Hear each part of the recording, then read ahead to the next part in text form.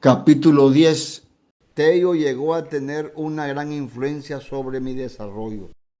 Digamos que en la montaña fue uno de los hombres que influyó más en mí. Ni Modesto ni Rodrigo influyeron en mí tanto como lo hicieron Tello y David Blanco. Al poco tiempo llegaron más compañeros al lugar donde nosotros estábamos con Tello.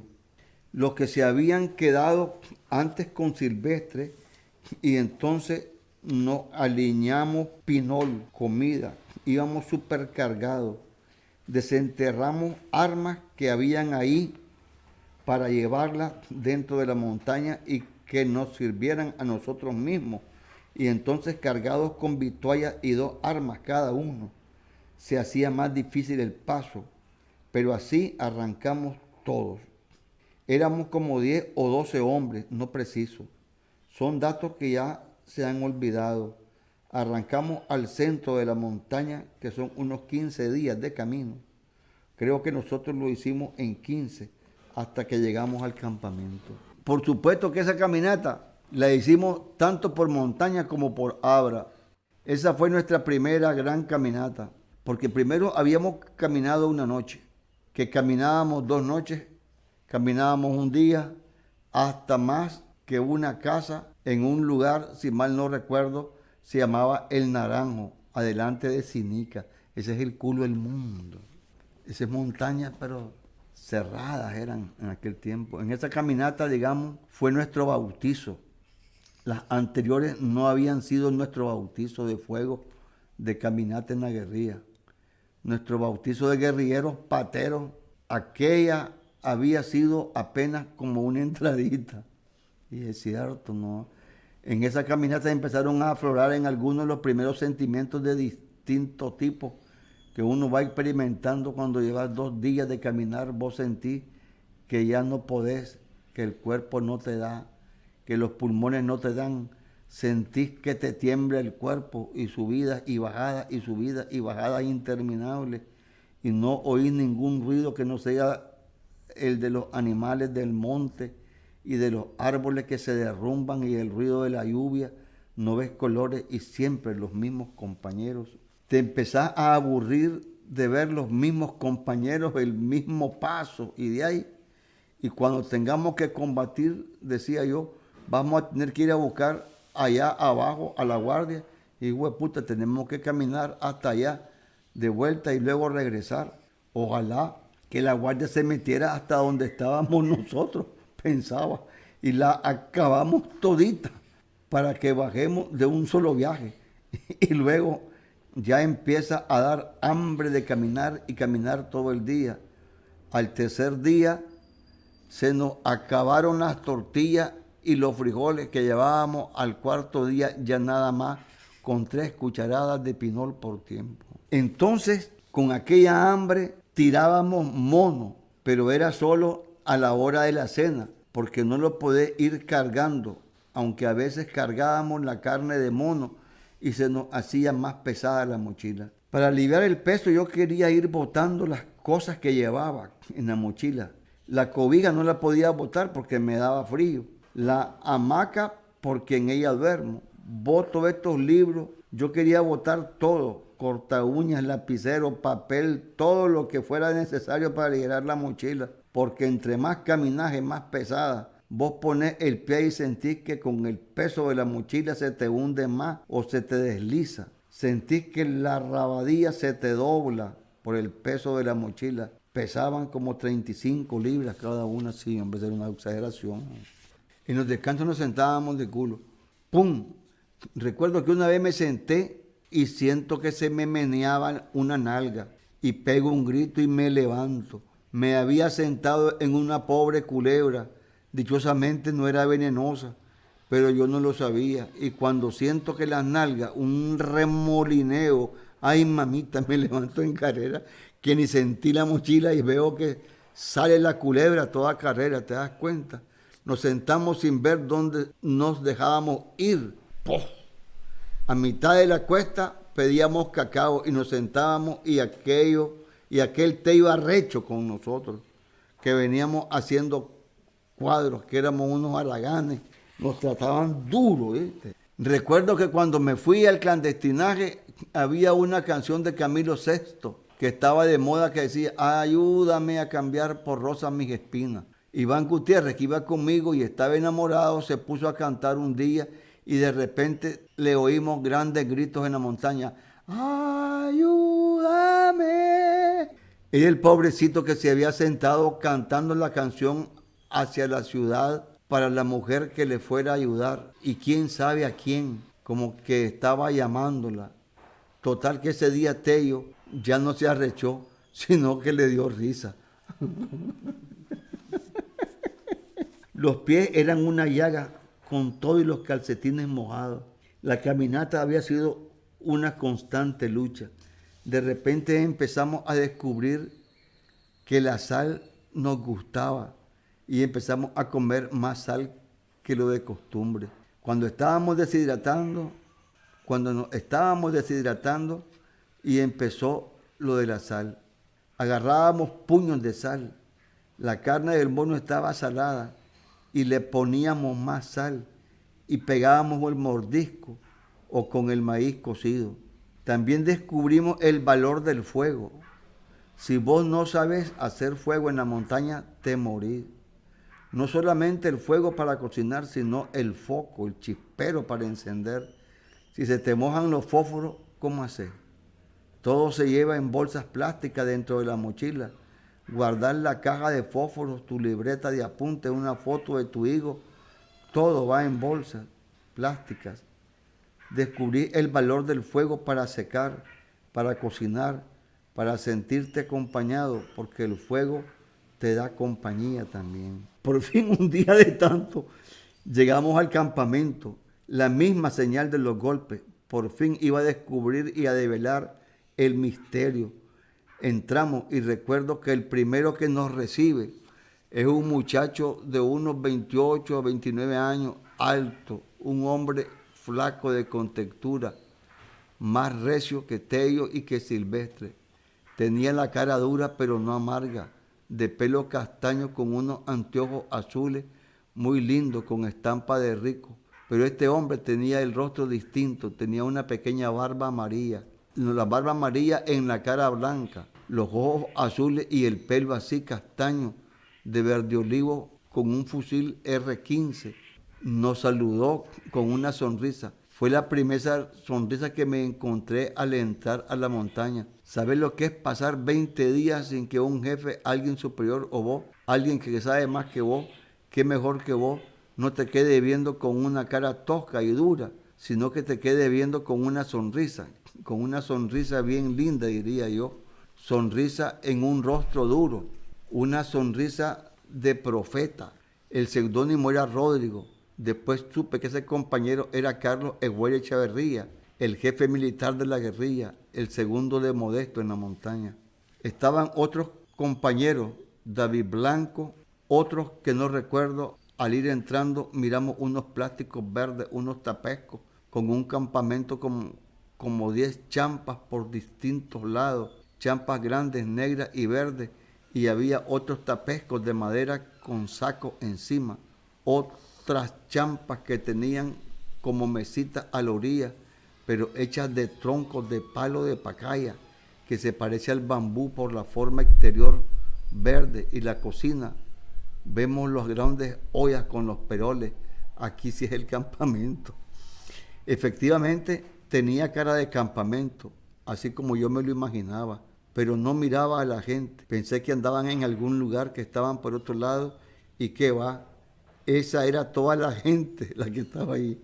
Y nosotros, los que estamos llegando, esto lo fui asimilando poquito a poco, porque también sabía que estaba Víctor Tirado López con Filimón Rivera al otro lado de la cordillera dariense, como a 600 kilómetros de donde estábamos nosotros. Allí andaba mi hermano Emir, nosotros estábamos en la cordillera Isabelia. A Rodrigo le entregó la correspondencia, pero no la leyó al momento, sino que nos llamó. Estaba interesado en platicar con nosotros. Me imagino que era el mismo sentimiento que había tenido Tello, aunque un tanto distinto, diría yo, porque claro, tenía una situación diferente en el sentido que ellos eran 8, 10 compañeros que con meses de estar juntos o años, qué sé yo, 1 año, 2 años, tiempo durante el cual ya has contado a tus compañeros toda tu vida. Entonces hablar de tu anhelo, de tu historia, de tu biografía, hablar de tu familia, empezás a referirle a tus compañeros los aspectos más relevantes que vos considerás y todo el mundo conoce la historia de tu vida y de repente ya no te queda más que contar. Alguien comienza a hablar y vos le decís lo que sigue. Cuando llegaba uno nuevo, un grupo de nuevos, era como sacarse la lotería. Cuánta información te podía dar cada uno. Y además que te refrescaban en la memoria de cosas. Vos podías preguntar por tus vecinos, por tus compañeros del movimiento estudiantil, cómo están trabajando y los clandestinos de la ciudad. Era inundarse de felicidad, aunque a los 6 meses ya toda la misma situación está planteada de nuevo. Era cargar de nuevas cosas el campamento, cargarlo de nuevos ángulos de ver las cosas, de nuevas opiniones, de nuevos criterios, cargar el día, la noche, de nuevas pláticas o de nuevos tópicos que no los han platicado con los otros. 6, 7 compañeros nuevos en el campamento era una inundación. Ver a los rostros todavía no los distinguí bien. Son nuevos, los hombres son nuevos. ¿Cuál es el fulano? Una inundación de información, una inundación de compañía, una ruptura de la soledad acumulada. Era la irrupción de una compañía violenta en el campamento. Era el fracturamiento de la soledad y además regás la soledad que se fuma, la soledad se esparce por momentos. Con tu presencia se inunda y se irriga de compañía la situación. Es una cosa extraordinaria. Yo fui de los que incluso dije muchas veces en la guerrilla, ya los meses de estar en ella, cuando te adaptas y te has convertido ya en un guerrillero, que lo más duro no es la pesadilla del Abra, no es lo horrible de la montaña, no es la tortura de la falta de comida, no es la persecución del enemigo, no es que andes el cuerpo sucio, no es que andes hediondo, no es que tengas que estar mojado permanentemente, es la soledad. Nada de eso es más duro que la soledad. La soledad es algo horroroso, el sentimiento de soledad es indescriptible y ahí había mucha soledad. La falta de compañía, de la presencia de una serie de elementos que históricamente el hombre de la ciudad está acostumbrado a tener a su lado, a convivir con ellos, es la soledad, es el ruido de los carros que se te empiezan a olvidar. La soledad por la noche del recuerdo de la luz eléctrica, la luz de los colores porque la montaña solo se viste de verde o de colores oscuros y verde es la naturaleza. ¿Y el anaranjado qué se hizo? No hay luz, no hay celeste, no hay morado, lila, no hay esos colores modernos que existen. La soledad de las canciones bonitas que a vos te gustan, la soledad de la mujer, la soledad del sexo, la soledad de la imagen de tu familia, de tu madre, de tus hermanos, la soledad de los compañeros del colegio, la ausencia, la soledad de no ver a los profesores, de no ver a los trabajadores, de no ver a los vecinos, la soledad de los buses de la ciudad, la soledad de no sentir el calor de la ciudad, el polvo, la soledad de no poder ir al cine, aunque vos querrás tener esas compañías, no podés tenerlas. Es una imposición de soledad contra tu propia voluntad en el sentido de que vos quisieras tener esas cosas, pero no podés porque no podés dejar la guerrilla, porque has llegado a luchar, ha sido la decisión de tu vida. Ese aislamiento, esa soledad es lo más terrible, es lo más duro, es lo que más golpea. La soledad de no poder dar un beso, lo que para un ser humano es no poder acariciar algo. La soledad de no recibir una sonrisa, de que no te acaricien, si hasta los animales se acarician. Una culebra ponzoñosa acaricia al macho, un jabalí, un pajarito, los peces de los ríos se acarician. Nosotros no podíamos acariciarnos, no podíamos acariciarnos.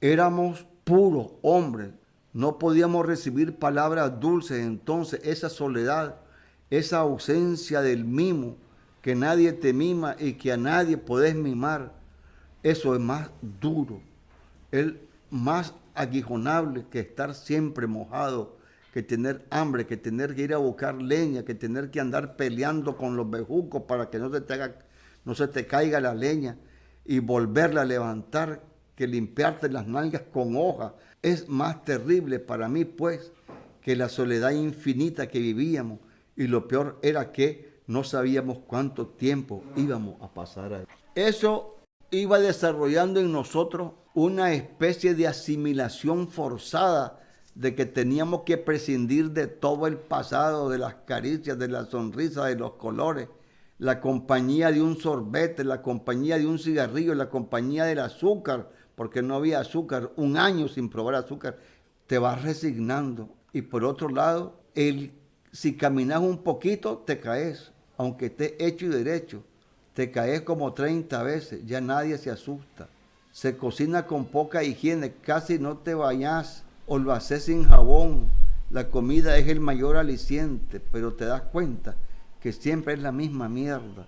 Una pelota de pozol con sal, un pedazo de mono sin condimento de ningún tipo, o 3 cucharadas de pinol simple, una cucharadita de leche en polvo, y luego con esa hambre tenés que ir a hacer trabajo político con los campesinos y te vas y te mojas y estás tiritando de frío y con hambre y no hay caricias y no hay risa y no mimás a nadie, y el lodo y la oscuridad de la noche y todo el mundo a las 7 de la noche acostado en su hamaca pensando cada quien en lo que le da su gana, pero cada vez vas dominando el medio, aprendiendo a caminar, se te fortalecen las piernas, aprendes a manejar el machete y ya con el tiempo el pelo te va creciendo. A mí me salieron los bigotes en la montaña. El poco baño te curte la piel. Luego han pasado periodos en que te desaparecen los rayones y vienen otros rayones y heridas hasta que las manos y los brazos empiezan a coger otro color. Le empiezan a salir callos en las manos y eruptar adelante de todo mundo, y a cada rato lavas tus ropas, el entrenamiento y la guardia, y sin información de la ciudad y la represión en la ciudad, entonces como que poco a poco ese montón de hombres se van convirtiendo en otro elemento más, en otras criaturas más de la montaña, con inteligencia, pero como los animales, y peor porque somos animales reprimidos. En alguna medida esto fue lo que ayudó a forjar en cada uno de nosotros el acero para derrocar a la dictadura. Se nos fue curtiendo la piel, la mirada, se nos fue curtiendo el paladar, se nos fue agudizando la vista, se nos fue perfeccionando el olfato, los reflejos. Nos movíamos como animales. El pensamiento se nos fue curtiendo, puliendo el oído, es decir, nos íbamos revistiendo de la misma dureza del monte, de la dureza de los animales. Nos fuimos revistiendo de una corteza de hombres y animales como hombres sin alma, aparentemente.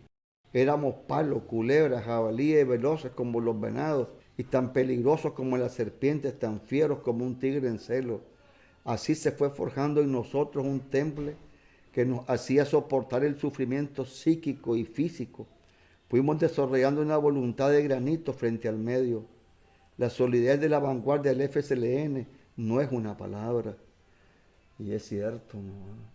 El Frente Sandinista de Liberación Nacional fue desarrollando con su práctica, tanto en la montaña, en la ciudad, como en el campo, un temple de hierro, de acero, un contingente de hombres con una solidez granítica, entre ellos indestructibilidad del núcleo de hombres en lo moral, en lo psíquico, que fue capaz de mover a toda la sociedad contra la dictadura en diferentes etapas de su formación. Porque nosotros, como dicen los cristianos, nos negamos a nosotros mismos. Sin embargo, y este otro aspecto contradictorio, misterioso, aunque éramos sumamente duros y curtidos, tocaba un poquito los ojos y le podías dar vueltas a la pupila. Y entonces aparecía otro tipo de mirada. Es decir, nosotros éramos duros por fuera y por dentro, pero también gente muy tierna, muy dulce. Éramos cariñosos también. Nos teníamos un cariño en bruto y como que habíamos almacenado todo el cariño que no podíamos repartir entre nosotros mismos, como se le da a un niño, como se le da a una madre, como se le da a una mujer. Todo eso almacenado acumulado hasta formar por dentro un pozo de ternura, de cariño, como que la falta de azúcar había servido para que nos acumulara una dulzura interior capaz de hacernos estremecer, de hacernos llorar, de sangrarnos el corazón por la injusticia que mirábamos. Éramos hombres duros, curtidos, y Henry Ruiz era capaz de quedarse sin cobija cuando pasaba por un rancho y miraba a un niño durmiendo descubierto, se la daba sabiendo que eso no iba a resolver el problema y que él era el dirigente nuestro, que se estaba quedando sin cobija en la montaña. Esa soledad nosotros la tradujimos en fraternidad entre nosotros mismos. Los tratábamos toscamente, pero en el fondo nos amábamos con un amor profundo, con una gran ternura de hombre. Un grupo de hombres abrazados, hermanados. Éramos un grupo de hombres con un beso permanente entre los mismos. Nos amábamos con sangre, con rabia, pero un amor de hermanos, un amor fraterno. Recuerdo que en una ocasión un compañero descubrió en la marcha el nido de un pajarito y se fue con él 6 días cargándolo, pues había un compañero montaña abajo que había dicho que a su mamá le gustaban los pajaritos y como iba a bajar correo a la ciudad, el compañero aprovechó para llevar el pajarito los 6 días, ir 6 días con un pajarito tierno en la mano, un salvaje como nosotros peleando con los bejucos, con las pasadas de los ríos, caminando 10 kilómetros en ríos, en las piedras, buscando cómo no caerte, salvar el pajarito, cuidando la mochila y pensando que puede aparecer la guardia y la muerte, todo eso, con el pajarito peleando con el miedo, durmiendo con el pajarito para llevárselo al compañero, para que se lo regalara a la mamá. Aquel recibe el pajarito, lo queda viendo, le da un abrazo y estoy seguro que no lloran porque ya no pueden llorar o porque no quiso. Es como aquella canción de Carlos Mejía Godoy que dice que nosotros mantuvimos limpia la mirada. Entre nosotros no había egoísmo.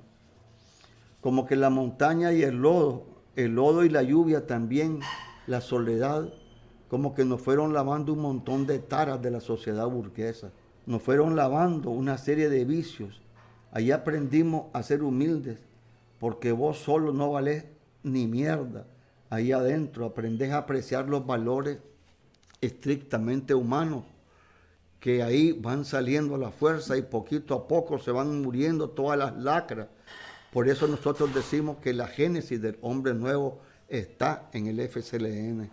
El hombre nuevo empieza a nacer con hongos, con los pies engusanados. El hombre nuevo empieza a nacer con soledad. El hombre nuevo empieza a nacer picado de zancudo. El hombre nuevo empieza a nacer hediondo. Esa es la parte de afuera, porque por dentro, a fuerza de golpes violentos todos los días, viene naciendo el hombre con la frescura de la montaña. Un hombre, pareciera mentira, un tanto cándido, sin egoísmo. Un hombre que ya no es mezquino, un hombre tierno que sacrifica por los demás. Un hombre que da todo por los demás. Un hombre que sufre cuando sufren los demás. Un hombre además que ríe cuando ríen los demás. Empieza a nacer el nuevo hombre que se va apropiando de una serie de valores, los va encontrando y los va tomando y se los va cuidando y los va mimando y los va cultivando en su interior, porque uno siempre cultiva esa ternura en la montaña. Yo cultivaba la capacidad de no perder esa belleza. Ahí nace el hombre nuevo en la montaña, como nace el clandestino en la ciudad, como nace el guerrillero del campo. El entrenamiento militar tiene que ver mucho con esto que estamos hablando. El comienzo y el final de las cosas es lo que más se le graba al hombre. El comienzo y el final es lo que más influye en el hombre. El entrenamiento es el inicio, es decisivo, porque es donde ya empieza uno a recibir el conocimiento dirigido, la información sistematizada para asimilarla, de forma que el entrenamiento pesa mucho en la posterior conducta, desarrollo y modo de ser del hombre.